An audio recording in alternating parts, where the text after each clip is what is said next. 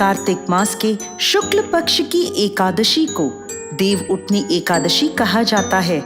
इस एकादशी पर भगवान विष्णु क्षीर सागर में 4 महीने के शयन के बाद जागते हैं। ऐसी मान्यता है आषाढ़ शुक्ल पक्ष की एकादशी को देवशयनी एकादशी होती है, जब भगवान श्री हरि सभी देवी देवताओं के साथ क्षीर सागर में 4 महीनों के लिए शयन करने चले जाते हैं, जिसे आम भाषा में तारा डूबना भी कहा जाता है। इन 4 महीनों के दौरान कोई भी शुभ कार्य नहीं किया जाता, शादी विवाह आदि भी नहीं होते। देव उठनी एकादशी को भगवान विष्णु के जागने के साथ ही मांगलिक और शुभ कार्य आरंभ हो जाते हैं। आज के हमारे इस वीडियो में हम आपके लिए देव उठनी एकादशी की 2 पौराणिक कहानियां लेकर आए हैं।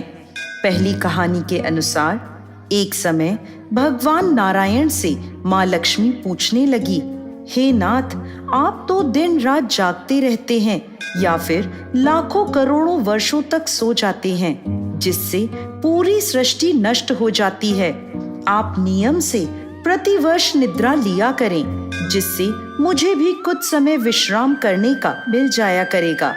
लक्ष्मी जी की बात सुनकर नारायण मुस्कुराए और बोले, देवी, आपने ठीक कहा है। मेरे जागने से सभी देवों और खासकर आपको बहुत कष्ट होता है।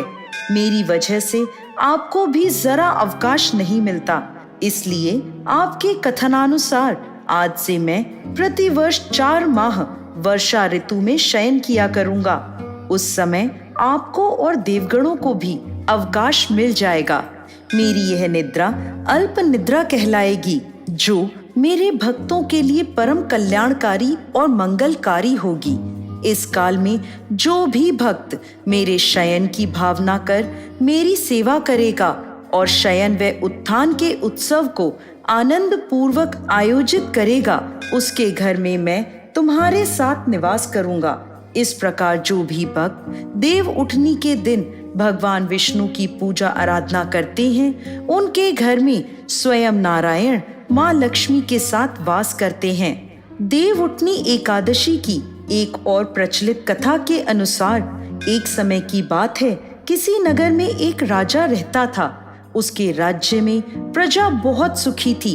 एकादशी के दिन उनके राज्य में कोई भी अन्न ग्रहण नहीं करता था और ना ही अन्न को बेचता था। सभी लोग फलाहार करते थे।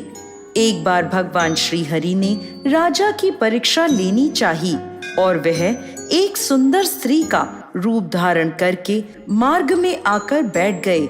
जब राजा वहां से गुजरा तो उसने उस स्त्री को देखा और उस स्त्री की सुंदरता को देखकर राजा चकित रह गया। राजा ने उससे पूछा, हे सुंदरी, तुम कौन हो और इस तरह यहाँ बीच मार्ग में क्यों बैठी हो? तब वह सुंदर स्त्री बने नारायण बोले, मैं बेसहारा हूँ। इस दुनिया में मेरा कोई जानने वाला नहीं है। मैं किससे सहायता मांगू? राजा पहले ही उसके रूप पर मोहित हो चुका था, तो उसने उस स्त्री से कहा, तुम मेरे साथ मेरे महल में चलो और मेरी रानी बनकर रहो। यह सुनकर वह स्त्री बोली, मैं तुम्हारी बात मान लूंगी, पर तुम्हें इस राज्य का अधिकार मुझे सौंपना होगा। राज्य पर मेरा पूर्ण अधिकार होगा। मैं जो भी बनाऊंगी तुम्हें खाना होगा। राजा उसके रूप पर मोहित था, इसलिए उसने उस सुंदर स्त्री की सभी शर्तें स्वीकार कर ली और उसे अपने महल में ले आया और उससे विवाह कर उसे रानी बना लिया। कुछ ही दिनों में देव उठनी एकादशी आई। उस स्त्री ने सभी को आदेश दिया कि बाजारों में बाकी दिनों की तरह अन्न बेचा जाएगा। उसने महल में मांसाहारी भोजन पकवाया तथा परोसकर राजा को खाने को कहा। मांसाहारी भोजन देखकर राजा बोला, रानी, आज तो देव उठनी एकादशी है, मैं तो केवल फलाहार करूंगा। तब उस सुंदर स्त्री ने अपनी शर्त राजा को याद दिलवाई और कहा, यह खाना आपको खाना होगा, नहीं तो मैं बड़े राजकुमार का सर कटवा दूंगी। यह सुनकर राजा बहुत दुखी हुआ और उसने अपनी यह स्थिति बड़ी रानी से कही। तब बड़ी रानी बोली, महाराज, धर्म ना छोड़ें, बड़े राजकुमार की बलि दे दें। बेटा तो और मिल जाएगा, लेकिन धर्म नहीं मिलेगा। ऐसा कहकर बड़ी रानी रोने लगी। तभी बड़ा राजकुमार वहां आ गया। माँ की आंखों में आंसू देखकर राजकुमार ने अपनी माँ के रोने का कारण पूछा, तो बड़ी रानी ने राजकुमार को सारी बात बता दी। इस पर राजकुमार बोला, मैं सर कटवाने के लिए तैयार हूँ। पिताजी के धर्म की रक्षा जरूर होगी। राजा दुखी मन से राजकुमार का सर देने के लिए तैयार हो गया। तब उस सुंदर स्त्री के रूप में आए नारायण प्रकट होकर बोले, हे राजन, तुम इस कठिन परीक्षा में उत्तीर्ण हो। भगवान ने प्रसन्न मन से राजा को वर मांगने के लिए कहा। तो राजा बोला, हे प्रभु, हमारे पास आपका दिया सब कुछ है। आप हम पर अपना आशीर्वाद बनाए रखें और हमारा उद्धार करें। उसी समय वहां एक विमान उतरा। राजा ने बड़े राजकुमार को अपना राजपाट सौंप दिया और विमान में बैठकर परम धाम को चला गया।